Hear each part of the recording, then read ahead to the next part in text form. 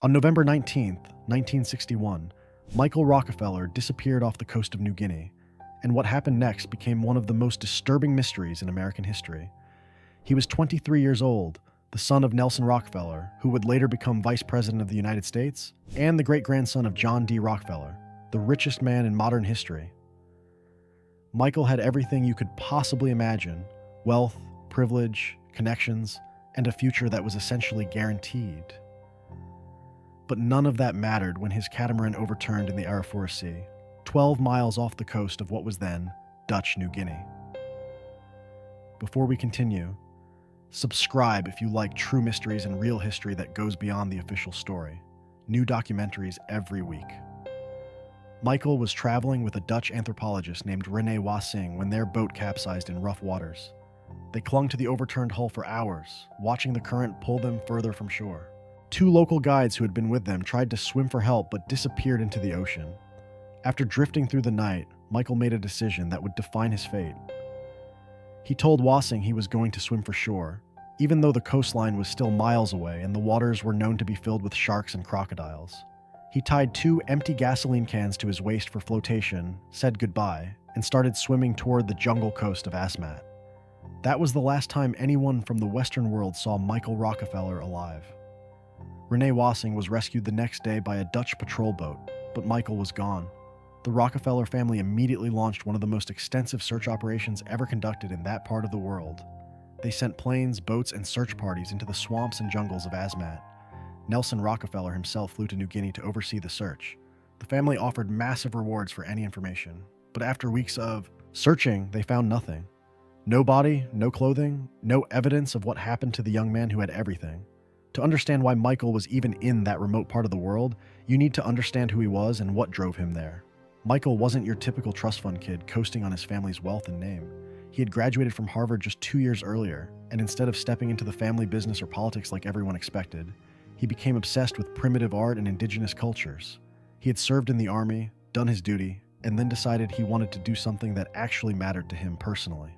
In 1961, Michael joined the Peabody expedition to New Guinea, which was funded by the Peabody Museum at Harvard. His job was to film and photograph the indigenous tribes of the region, particularly the Asmat people who lived in the swamps and jungles of southwestern New Guinea. But Michael wasn't just there as a documentarian. He became fascinated with Asmat art, particularly their wood carvings and ceremonial poles. He wanted to collect pieces for what would eventually become the Michael C. Rockefeller wing of the Metropolitan Museum of Art in New York. The Asmat region where Michael was working was one of the most remote and dangerous places on Earth. It was a vast area of mangrove swamps, rivers, and jungle, accessible only by boat or small aircraft. The Asmat people had been headhunters and warriors for centuries, and they had their own complex culture built around ancestor worship, elaborate ceremonies, and yes, ritual cannibalism. The Dutch colonial government had been trying to suppress these practices, but in 1961, much of Asmat was still beyond their real control. Michael knew the risks, but he was drawn to the authenticity of a culture that hadn't been completely transformed by Western contact. If this story is gripping you so far, hit subscribe now. These are the kinds of mysteries most people never hear about. The Asmat people weren't savages or monsters, despite how they were often portrayed in Western media after Michael's disappearance. They were a sophisticated culture with their own beliefs, social structures, and reasons for doing what they did. In Asmat society, there was a fundamental belief in the balance between the living and the dead. When someone died, especially if they were killed by another tribe, their spirit would remain restless and angry until their death was avenged. This wasn't about cruelty or random violence. It was about maintaining cosmic balance and honoring the dead. Headhunting and the rituals that sometimes followed weren't about terror or brutality for its own sake. They were deeply tied to Asmat's spirituality and the transition between life and death. When a warrior was killed, his family and tribe had an obligation to avenge him. Taking the head of an enemy wasn't just about victory in battle, it was about capturing the spiritual power of that person and using it to strengthen your own community. The ceremonies that followed these killings, including the consumption of certain parts of the enemy's body, were believed to transfer that power and allow the spirit of the deceased tribal member to rest. The Asmat had been in conflict with Dutch colonial forces and missionaries for years before Michael arrived. In 1958, just 3 years before Michael's disappearance, a Dutch patrol had killed multiple Asmat warriors in a village called Otjanep. The colonial government saw this as necessary law enforcement. The Asmat saw it as murder that demanded revenge. This created a situation where many Asmat communities had outstanding debts of vengeance that needed to be paid. When Michael Rockefeller swam toward that shore in 1961, he was entering a world where his race, his nationality, and his connection to Western power made him a potential target for that revenge. The official conclusion from the Dutch colonial government, and eventually from the Rockefeller family, was that Michael drowned.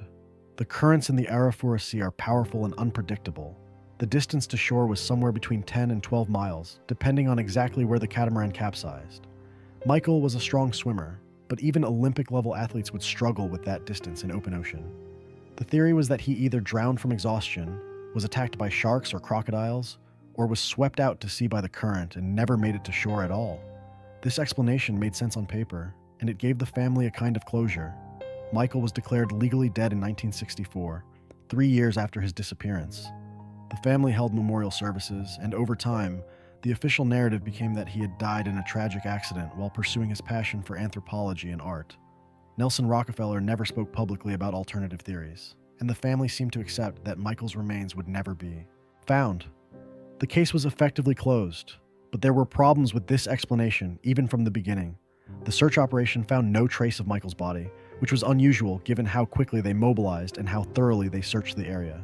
The gasoline cans he had tied to himself for flotation were never found either, even though they should have washed up somewhere if he had drowned close to shore.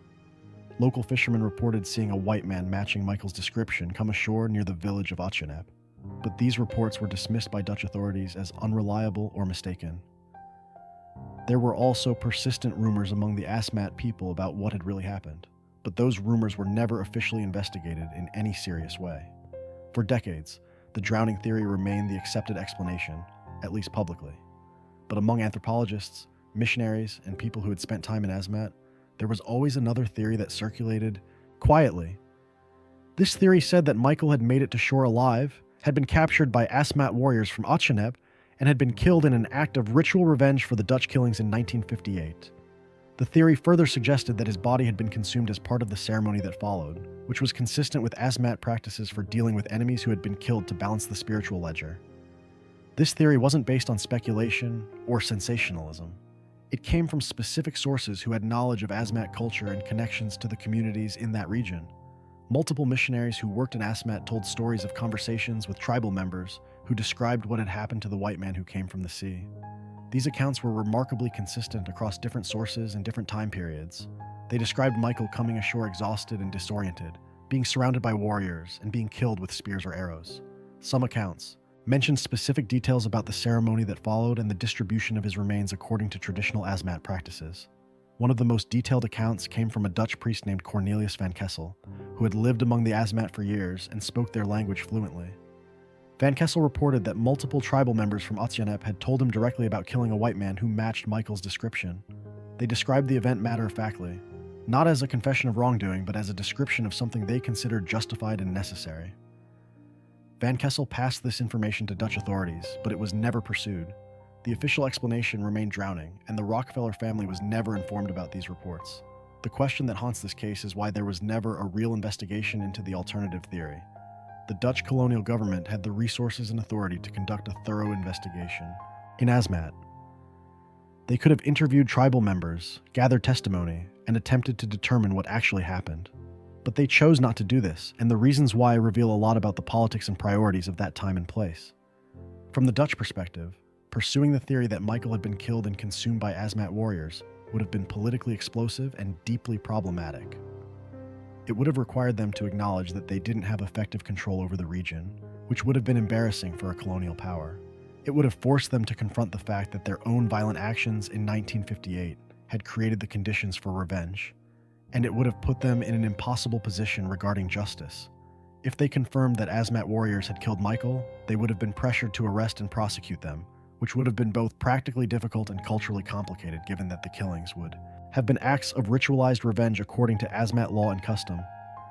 The Rockefeller family also had reasons to prefer the drowning theory. Nelson Rockefeller was a prominent political figure with ambitions that eventually led him to the vice presidency. Having his son's death tied to cannibalism and tribal revenge would have been a media nightmare and a political liability.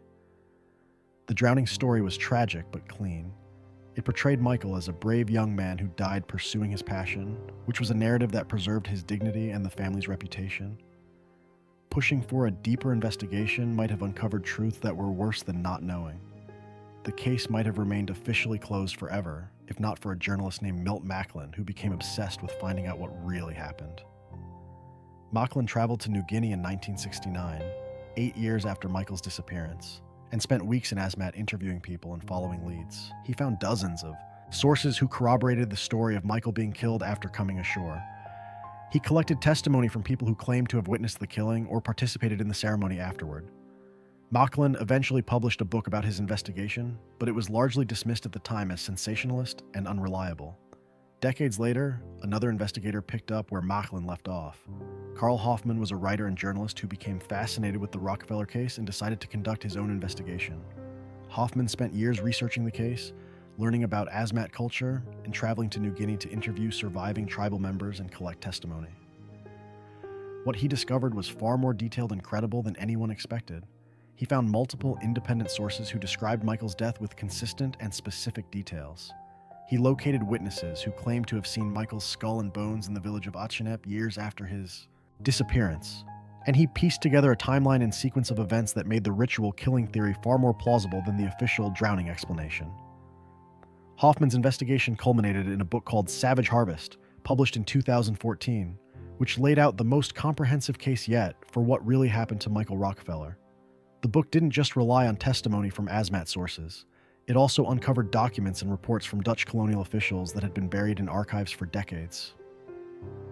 These documents showed that the Dutch government had received credible reports about Michael's fate but had chosen to suppress them. They revealed that some officials believed the ritual killing theory was likely true, but decided it was better for everyone involved to maintain the fiction that Michael had drowned. The most compelling evidence that Hoffman uncovered came from a man named Finn, who was one of the warriors present when Michael came ashore near Achinep. Finn was elderly when Hoffman interviewed him, but his memory of the events was clear and detailed. According to Finn, Michael had made it to shore alive but was completely exhausted from the swim. He collapsed on the beach, and the warriors from Achinep found him there. They recognized him as a white man, which meant he was associated with the Dutch colonial forces who had killed their people in 1958. Finn described how the warriors surrounded Michael and debated what to do with him. Some wanted to help him and bring him to the missionaries or Dutch authorities. Others saw him as an opportunity to balance the spiritual debt from the 1958 killings. In Asmat culture, the death of a white person, especially one connected to colonial power, could serve as revenge for the warriors who had been killed. The decision was made to kill Michael, and it was done quickly with spears. Finn described the ceremony that followed, which included the traditional practices for dealing with a killed enemy. This wasn't done out of cruelty or savagery. It was done according to the cultural and spiritual rules that governed Asmat society. Other witnesses corroborated Finn's account with their own recollections. They described where it happened, who was involved, and what was done with Michael's remains. Some mentioned that his skull had been kept as a trophy in the village, which was consistent with Asmat practices for important kills. Others described how his bones were distributed among different families according to traditional protocols. The consistency across these different accounts, given decades later by people who had no reason to coordinate their stories, gives them a level of credibility that's hard to dismiss.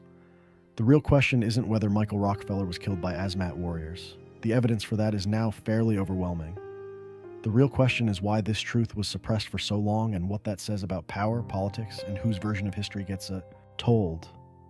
The Dutch colonial government had clear incentives to bury the story. Admitting that they couldn't protect even a Rockefeller in their territory would have been a humiliating admission of failure. Acknowledging that their own violent actions had created the conditions for Michael's death would have raised uncomfortable questions about the legitimacy of colonial rule. The Rockefeller family also benefited from the official story. The drowning narrative allowed them to mourn Michael as a tragic victim of circumstance rather than as someone who was killed in an act of revenge that had roots in colonial violence. It preserved Michael's legacy as an anthropologist and art collector, rather than as a casualty of the cultural conflicts created by Western imperialism. And it allowed Nelson Rockefeller to continue his political career without the stain of his son's death being tied to cannibalism and tribal warfare. But the suppression of the truth also reflected deeper dynamics about how indigenous people were viewed and treated. The testimony of Asmat witnesses was dismissed as unreliable, even though these were the people who actually knew what happened. Their perspective on events was considered less credible than speculation from Western authorities, who weren't even there. The idea that Asmat cultural practices might have their own logic and legitimacy was never seriously considered. They were simply labeled as savages, and their actions were treated as incomprehensible brutality rather than as responses to violence that had been done to them. Michael Rockefeller's disappearance reveals something important about even the most powerful families in America. Despite all their wealth, influence, and connections, the Rockefellers couldn't protect Michael from the consequences of entering a world they didn't control and didn't fully understand. All the money in the world couldn't save him once he was in the water off the coast of Asmat. All the political power his father wielded couldn't force the truth to come out or bring justice for what happened. In that moment, in that place, the Rockefeller name meant nothing. The family's response to Michael's disappearance also shows how they chose to protect their image and interests over pursuing uncomfortable truths. They could have demanded a real investigation. They could have pushed the Dutch government to find out what actually happened. They could have insisted that Asmat voices be heard and their testimony be taken seriously. But they didn't do any of that. They accepted the drowning story, held their memorial services, and moved on with their lives and careers. The truth was less important than maintaining the family legacy and avoiding scandal. This isn't meant to be a condemnation of the Rockefeller family. They were dealing with an impossible situation and making decisions in a very different era with different values and priorities. But it does show that wealth and power have limits, and that sometimes the most privileged people in society benefit from systems that suppress truth and marginalize voices that don't fit the preferred narrative.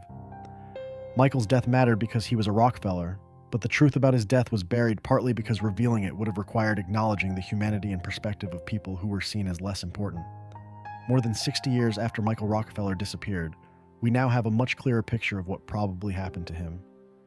The evidence points strongly toward him making it to shore, being captured by Asmat warriors, and being killed in an act of ritual revenge for earlier Dutch violence.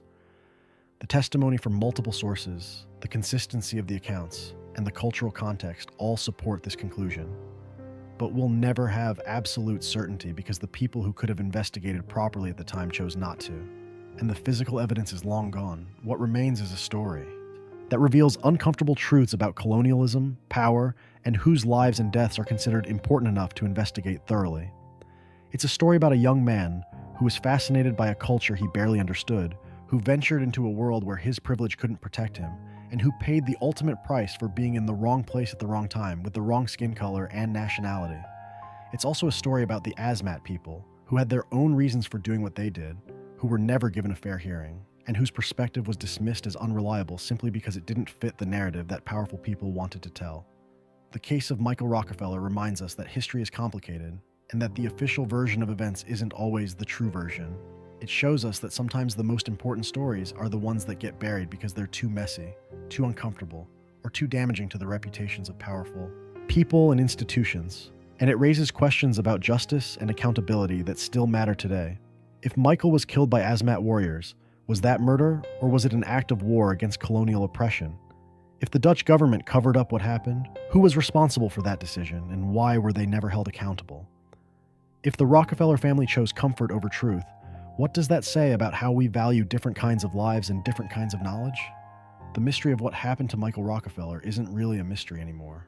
We know what almost certainly happened, even if we can never prove it beyond all doubt. What remains mysterious is why it took so long for this story to come out, why the testimony of the people who were actually there was ignored for decades, and what it says about the systems of power that shape which truths get told and which get buried. Michael Rockefeller was a young man with everything to live for who made a fatal decision to swim toward a shore that represented danger he didn't fully comprehend. His death was tragic, but it was also the result of choices made by colonial powers, cultural conflicts that were never resolved, and a system that valued Western lives and Western perspectives above all others. The Asmat people who killed Michael weren't monsters or savages. They were human beings operating according to their own cultural logic in response to violence that had been done to them. The Dutch colonial officials who covered up the truth weren't necessarily evil conspirators. They were bureaucrats trying to manage an impossible situation and protect their own interests. The Rockefeller family weren't villains for accepting the drowning story. They were a family dealing with unimaginable loss and trying to preserve what dignity they could. But all of these choices, made by people acting according to their own incentives and beliefs, resulted in a truth being suppressed for more than half a century. Today, the Michael C. Rockefeller Wing still stands at the Metropolitan Museum of Art in New York. filled with the Asmat art that Michael collected during his time in New Guinea. Visitors walk through the galleries admiring the intricate wood carvings and ceremonial objects, most of them having no idea of the story behind the man whose name is on the wing. The art is beautiful and culturally significant, but it was collected in a context of colonial exploitation and cultural disruption. Michael Rockefeller's passion for Asmat art was genuine, but it existed within a larger system that viewed indigenous cultures as exotic curiosities rather than as living communities with their own rights and perspectives. The final truth about Michael Rockefeller is that his disappearance matters not because he was a Rockefeller, but because it reveals something important about how power works and whose stories get told. For decades, the official narrative was written by the powerful, the wealthy, and the Western authorities who controlled the archives and the media. The Asmat voices were ignored, dismissed, or deliberately suppressed. It took decades of work by journalists and investigators who were willing to listen to those voices and take them seriously before the real story could emerge. That's the legacy of Michael Rockefeller's disappearance, a reminder that truth matters, that all voices deserve to be heard, and that sometimes the most important stories are the ones that the powerful would prefer to keep hidden. If you want more true historical mysteries like this, subscribe now. The next story is already on the way.